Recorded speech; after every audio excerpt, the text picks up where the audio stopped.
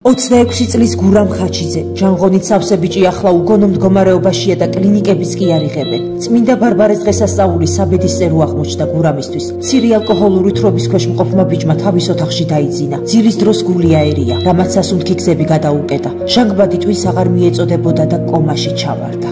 ამაზე მეტი ტკივილი.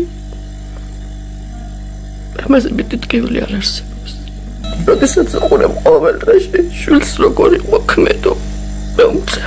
უბედურება კი ისაა, რომ გურამს არც ერთი კლინიკა იღებს. ამის მიზეზი კი ისაა, რომ იგი სრულებით უკონტაქტუა. ამჟამად იგი საექთნო მომსახურების ცენტრში იწევს. გურამის საბრალო დედა ყოველთვიურად 6600 ლარს იხდის, თუმცა ქალს ყველანაირი რესურსი ამოეწურა. ბიჭს თავის ქალიდან ძვლები ამოუღეს და ახლა საჭიროებს იმპლანტების ჩასმას. გურამს ასევე ესაჭიროება თავში შულდის ჩაყენება. სადიშოვოს ფული საბრალო დედამ. აი ასე გამოიყურებოდა გურამი იმ საბედისწერო დღემდე. ღმერთო, ასეთი ვაჟკაცი მიწამ როგორ უნდა შეჭამოს? არა, ჩვენ ეს არ უნდა დავუშვათ. კვალიფიციური ექიმები ძალღონეს არიშურებენ გურამის გადასარჩენად, თუმცა ბიჭს ბევრი ოპერაცია ესაჭიროება, რაც პატარა თანხებთან არ არის დაკავშირებული. კეთილო ადამიანებო, თქვენ მიერ გაღებული თუნდაც ერთი ლარი ამ ვაჟკაცი ბიჭის გადარჩენაში დიდ წვლილს შეიტანს. სიცოცხლის წამსომი ჩართულია.